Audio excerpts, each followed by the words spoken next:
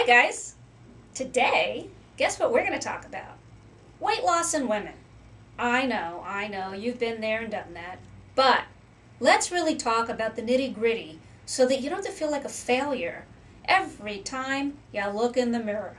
So, weight loss and weight maintenance and a healthy weight is a really important conversation to have.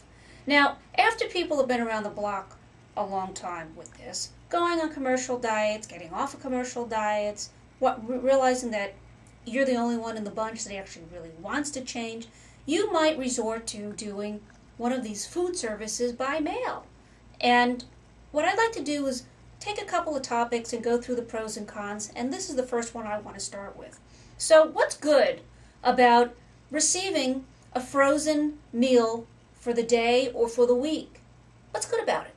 Well, portion control. That's great about it. The portion that you receive is the portion you eat for that meal. And you don't have to think twice about it. You might want to add a fruit or you might want to add a salad, but the actual portion is decided for you. So that's really good. What's the next thing? It's convenient. No washing of dishes, no prep. It's really, really convenient. What's the next good thing? Variety. If you order meals for the week, you're going to get a different thing every day. So that's really, really good.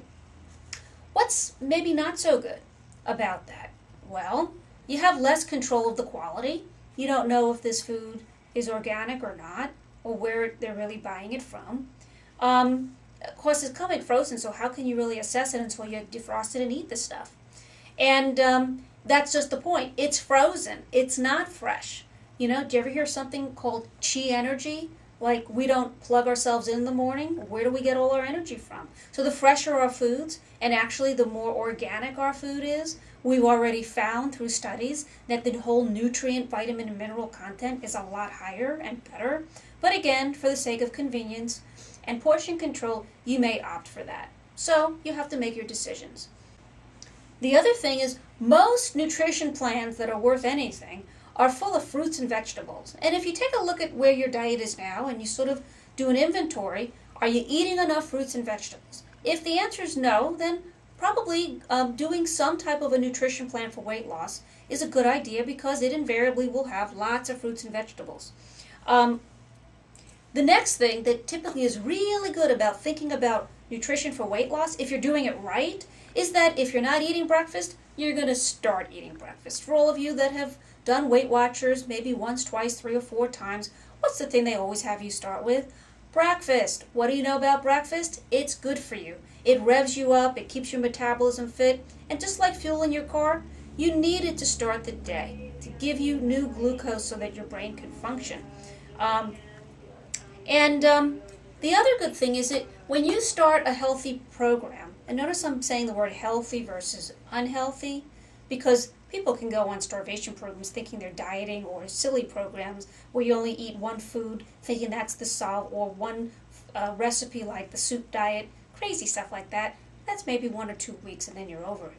But a healthy diet is something that you really can do for a long time. And one thing that usually accompanies something where you want to lose weight is you have to start becoming aware of your portion sizes if you're going to cook the food yourself or even at restaurants. So measuring your food, writing down, keeping food journals. These are the tools that work. And you might want to work with an expert to help you. Now what's the negative thing of going with thinking about dieting for weight loss? And now I'm going to use the word diet because this is where people usually are misled. Of course, I don't even like the word diet. Spell it out. First 3 letters, die. That doesn't sound encouraging. But typically, the wrong diets can lead you down the wrong path. And since many of you might have already been down that path many, many times, you sort of get a sense like you feel like a failure. And I certainly wouldn't want you to do that one more time. So my message to you is, if you don't have any intention on staying on this nutrition plan that you're picking for yourself long term, don't even start, because you'll just really create more weight gain when you're finished, which you've probably figured that out, and you'll feel like a failure. So some of the other negative things about going on diets, usually they can be low in calcium, they can be low in fruits and vegetables if they're too extreme. They can overemphasize proteins, uh, like the Atkins diet, and that's not good for your kidneys. In fact, I've had a lot of nephrologists, which are kidney doctor specialists, call me up and saying, I'm getting a lot younger and younger people in my office now with kidney problems. And sure enough, they've taken everything out of their diet except protein, thinking that's healthy. It isn't. Okay, yeah, it's a quick way to lose weight, but are you really losing fat?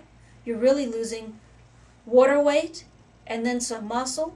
And then if you're burning fat, you just can't live on that forever. You've got to find a new way. The other problem with eating too much protein or going on extreme diets is that it creates a very over acid condition. Well, that's not good, because you know what that leads to? Gout. And that's really painful. Gout is the over acidity and the extra accumulation of purines in your body that you can't excrete. And usually you'll feel it in your big toe. Consider someone with golf shoes with cleats standing on your big toe. That's sort of what it feels like. It isn't fun.